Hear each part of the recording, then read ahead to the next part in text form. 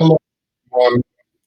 I am Wayne from the Digital University, and welcome to this evening's Fireside chat.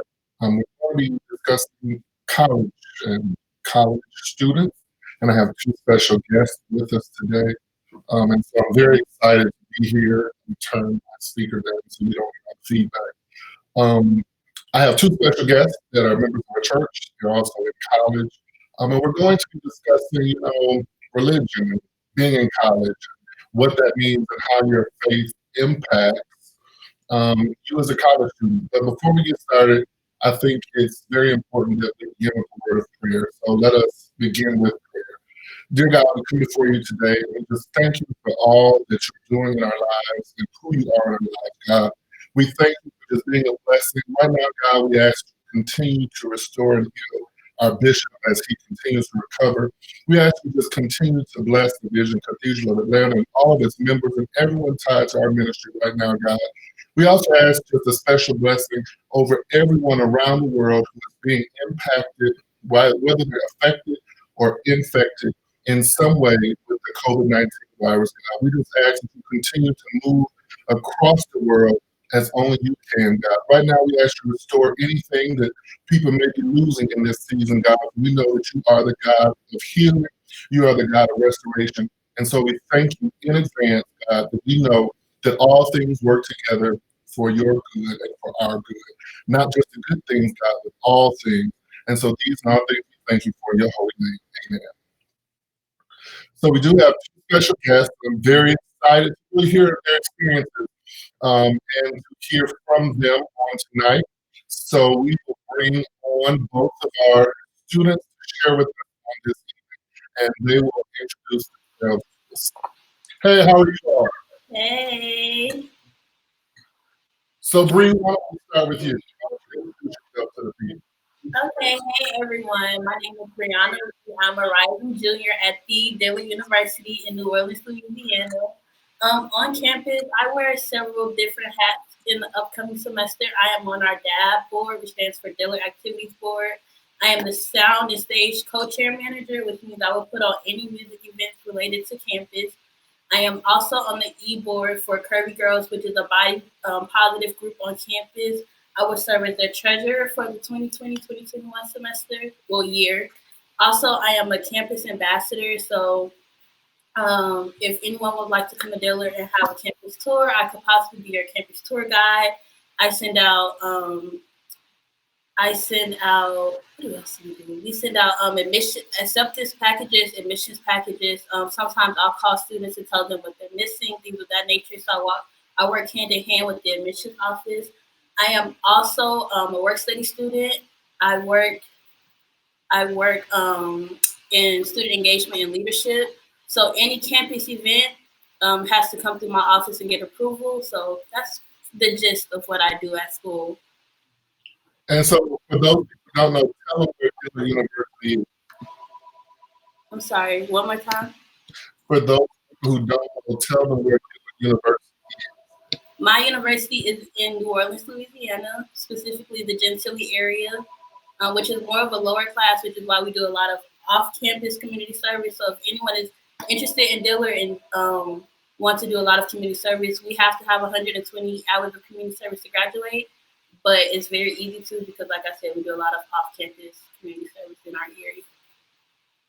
All right, and then our next guest who goes to school that's near and dear to my heart. Why don't you introduce yourself to the people? Hello, everybody. My name is Deshaun Blake. I am a graduating senior at the Morehouse College here in Atlanta. Um, I'm very active on campus. I currently sit as the Secretary of Institutional Advancement for our SGA Executive Board. I work very closely with our Vice President to make sure that students on campus are getting equal and fair things across the campus in regards to anything. I also am a lead residential advisor in one of the second largest houses on our campus, which houses around 300 students. Um, so that is what I do. And I also happen to just have started the college ministry of the Vision Cathedral of Atlanta to begin pursuing a way to better serve our college students, especially when times like these happen. Well, thank you both for being here. I am going to disconnect my external speaker so I can get rid of this extra. So give me 1 second. I have so much off. I'm just all right. So I want to start with a simple question. How does your faith impact your college experience? Well, I'll go ahead and start. I think that college can be, they say it's the best 4 years of your life. However, it can be the absolute hardest 4 years of your life, in my opinion. It's a moment where you take a break away from, especially those of us that go away for school, right? So I'm originally from Chicago, came to Atlanta, which is hundreds of miles away, no family here at all. And all I had to hold on to was my faith, because a phone call home was just a phone call. That's all it was. It's not a physical touch. It's not something I could render to hold on to, right? It was just that temporary feeling. So your faith is something that is tremendous, but the crazy thing is that faith without works is dead. So even in school, you still gotta tender that. You still gotta tend to that faith, because as my freshman year in college, I was struggling. I was sick in the hospital. Things were going wrong. I was like, oh, this is gonna be a hard time. However, in that, I realized I needed to find a home church in Atlanta, and that's how I found Vision Cathedral of Atlanta. I mean, it was very difficult. I was, kind of church shopping, trying to figure out where was, where the angel would lead me, right, because I grew up in church and I didn't want to deviate from that, especially since I had seen what it had done for me not being there so much. Um, but it's definitely an impact if you don't have it. I think that you struggle a lot more if you do not cling to your faith. But I will say that it's a very hard decision to continuously make, right? Because college provides all of those negative outlooks. It provides every temptation you could possibly have or want. It will provide that for you. So you have to be disciplined enough, which Bishop teaches a lot about, being disciplined enough to make those choices. And if you don't have it, you better find somebody that's a close friend that has it to help you get it. For me, it was kind of the opposite. My freshman year, I was great in church, going to chapel every Sunday. Dillard hosts chapel at 6 p.m. So I was like, oh, yes, don't got to wake up early, go to church. There's no excuse for me not to make it. But then my sophomore year, our the end of our freshman year, our chaplain actually resigned. So going into sophomore year, they canceled chapel services because there was no one to, minister a word or anything. And so the whole first semester of sophomore year, we did not have a chaplain at all. They stopped providing shuttles to go to different churches around the area.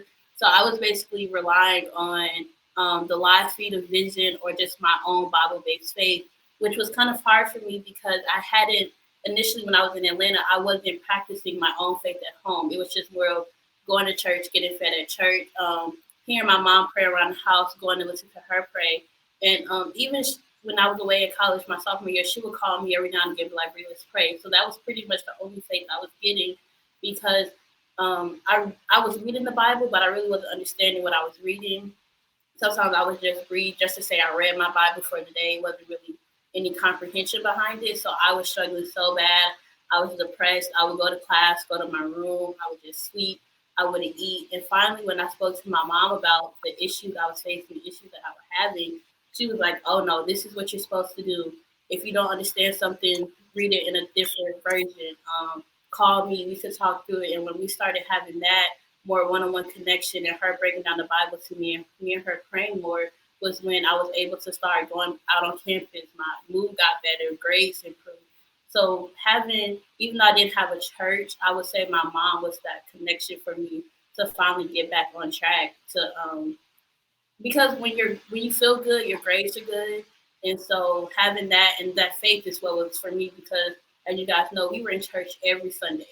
Every Sunday we were there. My mom's a minister. We were there early. After church, she always talking, so we were there late.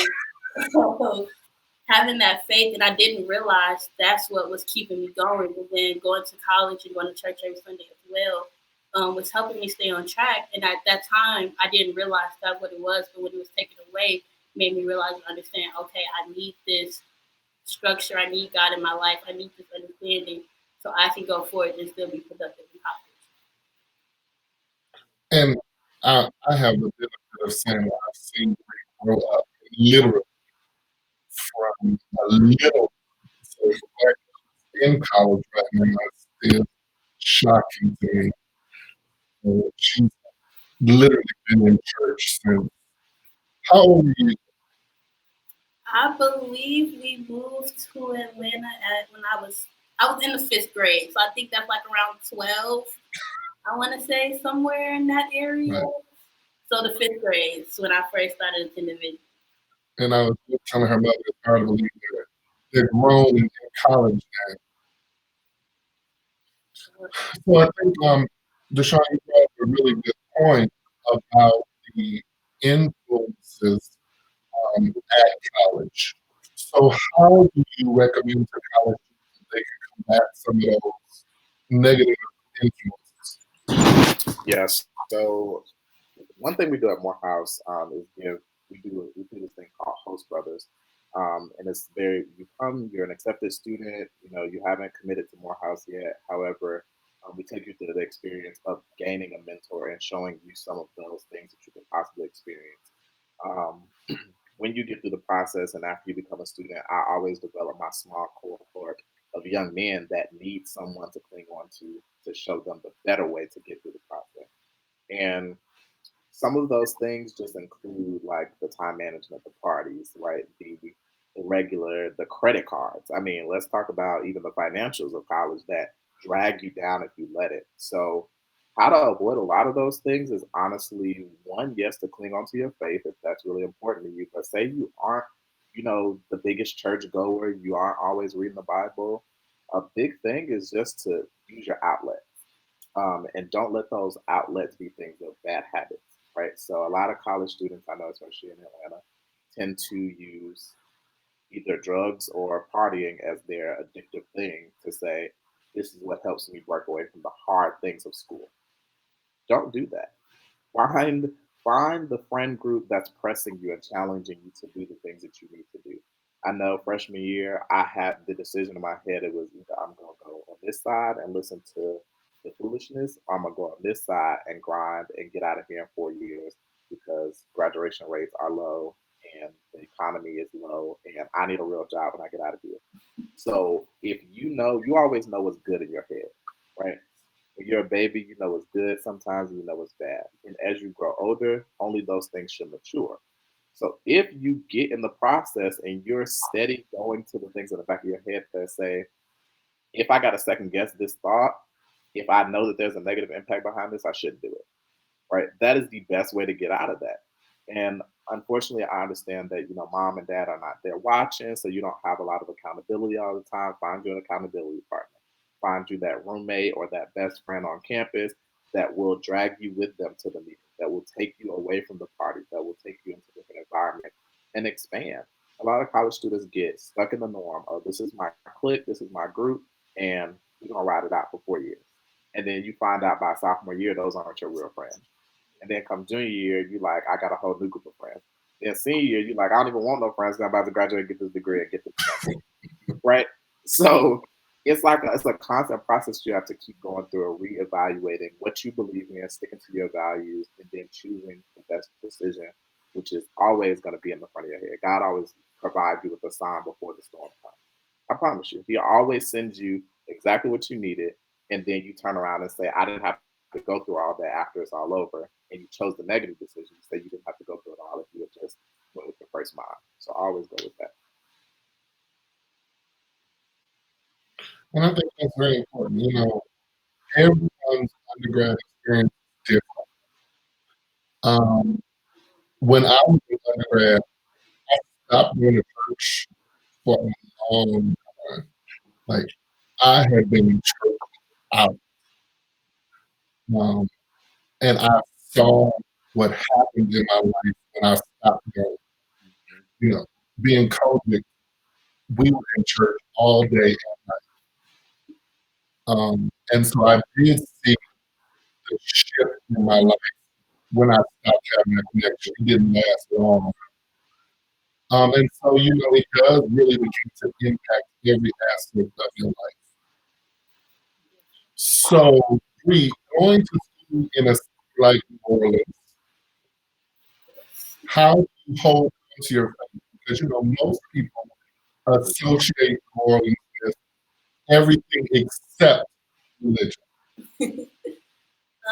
Definitely.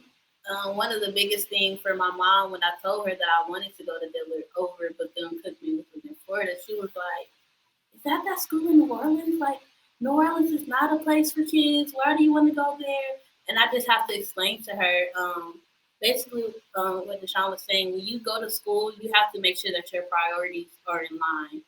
And one of the biggest things for me is as a bio major, chemistry minor, there's just really not a lot of time for any extras and especially all the extracurricular activities that I'm in at school. So for me, it's very easy because by the time I'm done with class, homework, this meeting, that meeting, this event, that event, I'm ready to go to sleep. Like I am tired, I am done. So for me, it's easy, but I know I have a few friends that like to go out and party and stuff. Um, the number one thing I can just do is to say be safe, stay with a group of friends, keep your phone charged. Yes, keep your phone charged. Uber home if you're gonna drink or do any other types of drugs that you might participate in, which I don't suggest. But the best thing I can do is say just be safe. And other way, and I just want to touch on something really quickly that Brianna just said is like you have to understand that once you get to school, there are so many constant decisions you have to make.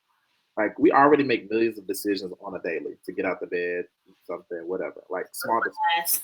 But when you get to college, that decision to say I'm going to go to every class on time, leave the class, go do homework. If I have a break in between the class, I'm going to study for the next class or the class that I just got out of so I don't have to waste time.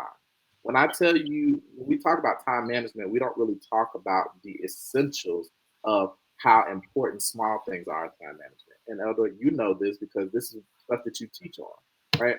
You have to understand that I learned in a class in leadership and professional development with Dr. White. She's a national renowned person. And Dr. Belinda White. Yes, Belinda Johnson White. And she taught us stay in the second quadrant of the matrix, which is building relationships in college, getting to know the people you need to know so when you get out of there in 4 years on time, that you have the assets you need already stacked up to get out of there and do what you need to do. You will waste all of that time trying to find little small petty things to do, like playing a video game and doing whatever you do as a college student in between that. But you will feel so much better to say, I woke up every day, I went to class, I did what I had to do, and then I had all this free time all of a sudden. It will change your life to know that you can do everything you need to do and have your responsibilities taken care of, and then go enjoy the frivolous things of life. So that is so important. Well, I think, I always tell my students that the purpose of college is not to prepare you for college. It's to prepare you for life after college. So those skills are critical for life afterwards because that's the life lesson. You handle your business first, and then you have more time to enjoy life. So, that's a very good point. My teacher, Dr. Bayham, I had her for African World Survey, and she really took me under her wing my freshman year. And we would sit down weekly. She would make me come to her office and plan out what I had to turn in, what tests I had coming up, what quiz I had coming up. And she would literally make me a schedule for the week. And then my sophomore year, she was like, okay, I taught you how to do it. Sophomore year, you should do it. And so now, like every day, I would sit up, look at my planner and say, okay, this is due today, this is due tomorrow, this is due Tuesday, this is due Wednesday. And then I would like pencil in wash day, washing my clothes, washing my hair, going to the grocery store, doing things like that. And planning out my day every single day really keeps you on track. Well, for me, keeps me on track, keeps me focused. And it makes it to where at the end of the day, I feel good knowing that I accomplished everything that I was supposed to do for the day. There's nothing that I got to wake up early in the morning to do or stay up super late to try to complete because you've mapped out your day and you know you can physically see what needs to be done. And there's something about just crossing it off the list that feels so good knowing that you're being productive and getting things done. And there's a mental part to accomplishing small tasks that makes you feel very fulfilled. You know, my life is planned for 2 month increments, and in my office right now, there's a 2 month calendar on the wall. And so now we're planning June. Now it's still easy now because you know we can't go anywhere. But it's a very good point, you know, to plan. Then the things adjust, you have a roadmap for success. It's the same with spirituality. If you plan how you read about it, if you plan how you pray, if you plan those things, then they become second nature. And so you don't end up just praying when you're in crisis, just reading the Bible when you're in crisis, because it's just second nature. So why did you pick your school? I mean, Deshaun picked the best school on the planet, but why did you all pick your Bree, you want to go first? Okay, I'll go first. You could ask my mother and my sister. I wanted to go to Bethune-Cookman. Ever since I went to Battle of the Bands when we first moved down to Atlanta, I was like, I'm going to Bethune. That's my school. I don't care what anyone say. I don't want to go on another college tour. That's the only school I want to go see. But I started applying to different schools because my mom was like, you know, you have your heart set on Bethune, but you don't know what else is out there. So I applied to a bunch of different schools. And Dillard was one of the schools that I applied to because I knew I wanted to go to HBCU. I knew there was no doubt in my mind. And so I did this thing called the Common Black app, which lets you apply to pretty much every HBCU in one application. You send in your Mhm. paperwork and stuff. And so this lady, Maya Walker, kept calling me. I was like, who is this? Who is this Maya Walker lady? Like, what does she want? Why does she keep following me? So one day I answered, I was like, hello. She was like, I'm an admissions counselor from Dillard University. We love your test score. We love everything about you. Let me tell you more about my university. I'm like, okay, man, but I already know what school I'm going to, but I'm gonna let you finish. And so she was like, this didn't sound like a place you want to go. And I was like, oh, when she was saying like the different things that they do on campus and the different amenities that's on campus, I was like, oh, okay, I like this. I was like, okay, so Bethune, do it. And so then my mom was like, okay, see, you opening your options, you're opening your options. I was like, but I'm still going to Bethune. Then Dillard sent me a financial aid package and a scholarship. And I was like, okay, so now they talking money. Let me pay a little bit more attention over here. And then Ms. Walker, she always was answering my emails pretty much the same day I was sending them, calling me. She was helping me as a first generation college student. It was a lot that I didn't know. So she was helping me through the whole process. And Bethune, I would email them. No shade to anybody that went to Bethune or Bethune themselves, but I would email them, and it would take like 2 or 3 weeks to hear back. No one would answer the phone for me, and so I was just like, okay, let me go to Dillard. It's very homely. Ms. Walker really took me under her wing as well. She's the one who helped me become an ambassador at my school. So I was just like, let me go where I seem to be wanted. Went there, loved it. So proud of my decision. I love my HBCU. It was one of the best decisions I've ever made in my life. So that's why I picked Dillard because it was homely. Like Ms. Walker, she really helped me become a college student. Like if it wasn't for her and the questions that I had, I didn't know how to do FAFSA. So I didn't know how to do any of that. She literally sat on the phone and walked me through FAFSA and everything. So that's why I decided to go there. And you all have an amazing president. I mean, he's one of the foremost scholars of HBCUs in the country. We are on the Black I've Lives used his article for my own research. So, Sean, So, dear old Morehouse. It's, I would tell you, very rough journey, and to sit here and be reflecting now at this moment when it's my senior year, which has been disturbed by Corona, by the way. It's very touching. So I initially said I wanted to go to HBCU. Period. I am not going to any other school but an HBCU. One, because I like defying the odds. And people say you go to HBCUs, this happens, you get a low quality education, da da da. Didn't want to hear any of that. Being from Chicago, I wanted to get away. Rough neighborhood growing up, rough family issues. So I just wanted to get away. So I put together, okay, I want to go to HBCU and I want to get away, but I knew that getting away cost money, right? And I knew that I was a first generation college student. I wasn't the smartest kid in the books. I had a 3.7 overall GPA in high school, but I took the ACT 3 times and only scored a 22 every time, right? So it was like, who's giving me scholarship money? Especially one of the top HBCUs like a Morehouse that was not offering money that way. So I started looking and just started looking that I wanted to be an accounting major. I was like, not many HBCUs have a major business school, things like that. So for me, it was between going to Howard, going to Tuskegee, or going to Morehouse. Those are the three schools that I made up in my mind that if they accepted me and if the package was right, I would go there. Now, when it came down to it at the end of the day, I only applied to 26 schools in total, got accepted to all three that I just said. Howard gave me nothing. Tuskegee gave me everything. And Morehouse gave me absolutely nothing. What changed the whole thing for me was my spirituality. When I actually visited Morehouse, I got off the tour bus there in a college tour in junior year of high school, and that place spoke to me.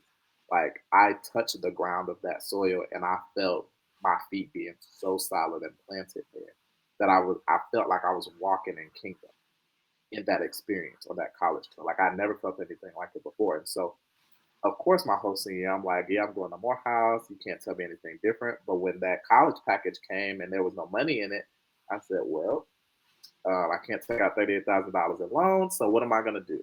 And I cried and I cried and I watched every video Morehouse had on YouTube and I prayed and I prayed. And I was like, God, if you are working, I need you to work right now because this ain't how I want this to go down. And I feel like he really felt my heart and heard my prayers. And so it was May 1st, 2016. It was decision day, time to go to school. And I got an email from Morehouse with an academic scholarship. I was literally in the process. My mother worked at my school. We're sitting in the college lab, filling out everything for Tuskegee. And they literally were like, hey, we have something for you. And so that process right there confirmed for me that God was working on my side for this school and that I have been doing the work as well. By the end of it all, I think, Morehouse is $50,000 a year. I haven't taken out even the cost of 1 year in loan of attendance, which to me is a blessing, right? Because most students aren't fortunate to do that. So when you talk about going to UNCF, when you talk about scholarships and going to get the money right now in this season, this is the time, and especially students that are experiencing leaving high school right now in the middle of Corona, you need to be on the computer every day, all day. When the homework is not being done for high school, you need to be in that computer, reaching out to resources while you're sitting at home trying to get this money because I promise you it's out there, and it's going to be even more out there once this is over. And I just did a live with a friend of mine for about the other day, and they're waiving a lot of things because of COVID-19. So if you're interested in more, this is the best time. They're waiving test scores, application fees, so many things. So if you are interested now, this is the time. That's right. Whether right out of high school, whether you're 50 and want to go back, this is the time to consider them. And so people understand how expensive college is. When I went to my house, I paid $12,000. That was tuition, room, and food. Now they're paying 49, You see what I'm talking about? and my parents said 12,000. Mm-hmm. And So, that is so hard because unfortunately, and one of my vice presidents was talking to the students at school about this. The cost of attendance and the economic value of families are still a struggle, regardless. If your mother was a high school principal and your dad was a lawyer, you were able to afford college a while back. right? But that same principal and lawyer cannot afford college to this day, right? So you got to work, and especially students that look like me and Brianna, that come from places that we come from, you have to work 50 times harder than an average student. And that's okay. But I promise you, and that's why we love our HBCU so much. And we get into arguments about who's better because we have to struggle and we have to fight the good fight and have the good faith to keep pushing forward, no matter what it is. And it provides such great experiences that you never forget them. And it teaches you how to prioritize things in your life. And this is why HBCUs produce the best, the most honorable people that you know that change the game all the time. Yeah, in addition to just academics, they invest a lot in the students culturally, motivationally, and empowering students. I mean, I have experience in undergrad. That person in Detroit should not have been in Russia and Poland or me. I mean, that's just like, why am I here? Um, so those experiences that you get at HBCUs not matched. And so, I am a advocate for HBCUs. That my entire company is dedicated to success or a reason. And so that's a very good point. So if you had to share with our viewers one huge obstacle you had to overcome, what would it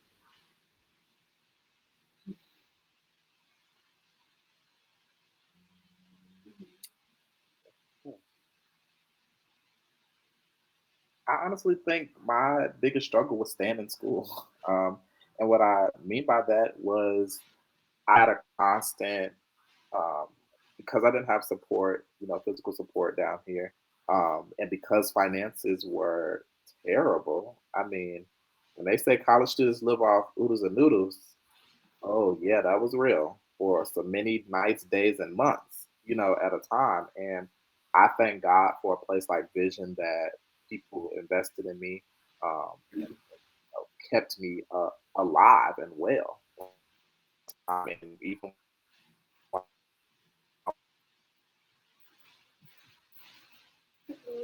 bags, get on a flight, and go home because this isn't working out, right? And not because I wasn't performing well academically, not because I just didn't have the complete motivation. It's just because when it got so tough and I felt like nobody else was listening, who was really there, right? Where could I go? I'm sorry, but the College Resource Center and the counselors, they go home at a certain time. They have a family too. They're not there in the middle of the night when you're stressed out and you're going through. And when we talk about first generation college students, that's why I started program Morehouse. I built this platform brick by brick, building people from the ground up, right? You got to lay a solid foundation, and college students that are first generation aren't getting that solid foundation anymore. You don't have them getting all the resources and the things that they truly need. I get that it's about money. I get that it's about getting there and getting through, but the small, intricate details of just washing,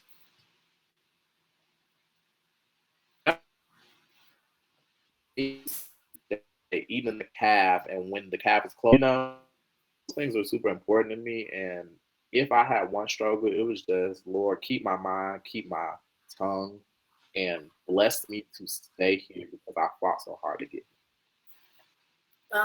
For me, I would say my biggest struggle was also just being able to continue to go to Dillard. As a lot of people know, I have to pay to go to Dillard about $4,000 every semester out of pocket. I have FAFSA, I have scholarships from the school. I get um, I get all the resources that I can, but in the end, it's still about $4,000 a semester, and so that's $8,000 a year. And so my biggest thing was, especially going into my sophomore year, was I was like, okay, I've topped out my grandparents, I've topped out my parents. How am I going to go back to school? And that's when I started my GoFundMe. And when the church blessed me so, the biggest blessing of my life by far, paying for me to go back to school. And so, like you were saying, the resources for first generation college students, they say, oh, the money's out there, the money's out there.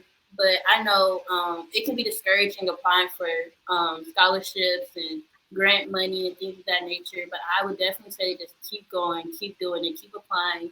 Every no, you're closer to your yes, because it gets discouraging, at the end of the semester, knowing, okay, I know I'm performing well, I got this high GPA, I'm making the grades I'm supposed to make, but I still owe this institution all this money. And Fair Dillard, she'll purge your classes real quick. If your money's not due on that day, at that time, by the time the cashier's office is closed, you can go to class, but your name not gonna be on that roster. You're gonna try to go to your room, and your room was not go. They're gonna tell you, okay, you gotta get your stuff, you gotta go. And so that was like one of the hardest things for me. Was like, okay, I know I'm doing well, I know I'm doing good, I'm making the grades I'm supposed to make, but I still owe this money. And so but at the end, I'm still there. Every semester, I haven't had to take a semester off. Next semester, I'm fortunate enough to move off campus, which will lower the cost that I would have to pay, hopefully down to zero. Hopefully, my scholarships and everything will take care of it. I found an affordable place to live off campus that I'm able to maintain and manage with my check that I get from work study. So, in the end, if you keep going, you keep pressing, you keep having the faith, it'll all work out in the end. I know it may not look like it in the beginning because I know going into my sophomore year, that date was really close, and I was like, okay, I don't think I'm gonna make it this time. I've been coasting these last few semesters, but in the end, it always works out. Always. And I think that is a key part of faith. It's not faith until it looks like it's not going to happen. Right. Yeah. That's when the miracle takes place. Yeah. I mean, God shows up when we can't do. And I think that you all are the example to all the college, the ones at the church and other places, that faith in action still does happen. You have to have it, and you can't just exercise faith when you want to. And unfortunately, that's what a lot of people, they only go to God when they want to. But Sean and the dance ministry, I know you've been at the church for years. And so, God rewards our.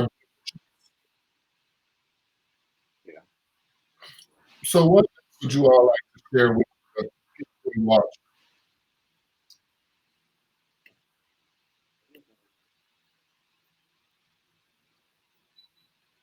I think that for me, even in people that aren't even in school right now, let's talk to them for a second. That if you want to go back to school, like God has set the world down at this moment for you to reflect not only on Him, but the things that He needs you to do to walk in your purpose.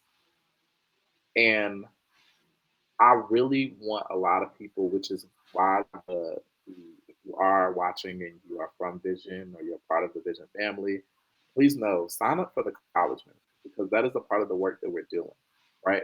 We're trying to invest in everyone, not just an undergraduate student, not just a graduate student, but everyone across the board. If you want to change a career, if you need something, we're trying to invest in you because this journey is not easy. It's never going to be easy for anyone that gets into this struggle. But I need you to understand that right now is the time that God is allowing you to see what it is. It's so amazing because my partner has even just recently, yesterday, signed up to go back to school. So you have to understand that it's okay. It's okay to step out and come back in because in 2020, and I've said this to my peers and to my coworkers, they all claim this perfect vision year, right? Just because all this stuff is happening at the beginning of 2020 or the middle of 2020 does not make it not perfect because we don't even know what perfection is because we didn't create it. But he's clearing some things out for your vision to become a lot clearer. It's just blurry right now, right? So when you talk about school and it's not a negative thing, I just need you to jump in there and get to the work. And if you need resources, Elder Wayne is always there. I'm here, Brianna's here. There are people in the church willing and ready to help at every step of the process. You just got to open your mouth and be willing to do it. And just a plug for anyone that's out there, we do have a link for students that are currently in school and need some relief if you're displaced. Scali, I don't know if any of you know what that is, but Scali is providing a $200 cash check right to you if you are away from your families. I know students like at Morehouse, they're getting put up in hotels currently at the moment because they couldn't go home. Airports are shut down and things like that. So if you need that link can be put up for you guys to see. Um, but yeah, just stay in there and stay in the fight. One thing I would want to share with you all is to definitely pray for students who are in college. Like, I know for a fact that there's days that I don't have. Sometimes I don't even have the faith enough to pray. But I know people like my mother and my grandparents. I those prayers give me the strength to keep going on and on and on and on. And prayer is free. You don't always have to send a college student something. Sometimes just a hey, have a good day. Hey, have a good day in class. How are you? Just checking up on the free things in life is what go a lot further than the money's always low. I'm not saying that. But the free things that you can provide are also greatly appreciated. Sometimes just calling and checking on a college student will turn the day upside down. Like my little sister Janae, she calls faithfully every day, never misses a day. But honestly, I've come at first I was like, oh my God, she called me every day. I'm doing the same thing I was doing yesterday. But now like I really look forward to those phone calls. Like I love getting a phone call or sometimes my auntie and Antonia, they'll send me a picture of Adam or somebody, or sometimes I'll talk to my sister Ariel or my sister Kay. Just those phone calls and just reminiscing of back home. It keeps me focused and it's also giving me like, okay, I'm away from them right now, doing what I have to do, but I know that they're always there. I always know that they're here for me. I always know that when I go home, I'm happy to see them and things of that nature. So I would definitely say, a phone call, a text, just hey, I'm thinking about you goes a long way. And those are things that people really don't think about, especially for college students who are away. Like how you say from Chicago all the way in Atlanta, I'm all the way in New Orleans, because it's not easy to get down to those places. Like I'm appreciative whenever my mom comes to see me because I know she has to take off, she has to rent a car. I know all the preparation that goes into it, and those things mean a lot to me as well. But just her calling and checking on me, our little 20 to 30-minute FaceTime calls, those mean a lot more as well. So I think two things that just brought up, Bree brought up, check on the college students that you know. If you don't have many, sometimes the call can mean a lot. And what Sean said, the Lord sat the world down, and it really believe that all things, all things work together for our good, even in the current pandemic. This is working for our good too. It is not always for us to understand what is going on. That is what faith is. Faith empowers us to trust that whatever God is doing is for our good, and that we just have to believe that the outcome will be beneficial. So I would like to thank both of you for our this evening. If you're interested in college ministry, um, pick either of us up, and Deshaun preferably, and we will in touch with. We are trying to build that ministry. We have a lot to do, and we do have people who I think would benefit from our ministry. We'd like to thank everyone, uh, everyone who's joined the live today. And thank you that you sow a seed into the ministry. You can do that with cash at TBC 10 and our bishop has asked us to continue to give the work. Although the building is closed, our ministries are still functioning. And so we do need to continue to sow our resources into the ministry to continue to do our work. Any last words from either of I love you all. Thank you so much for this opportunity, Elder Lane. Thank you for staying committed to the work in higher education. And just for everybody, Breonna, keep pushing. I'm about to walk out of the door and walk into another one, but undergrad is a lot. Enjoy it. Finish your senior year really strong. And to everybody that's watching, I just pray for you all now. Um, as we close out, I just pray that everything is good in your life and that you are doing amazing things, even in this time that people see as struggle.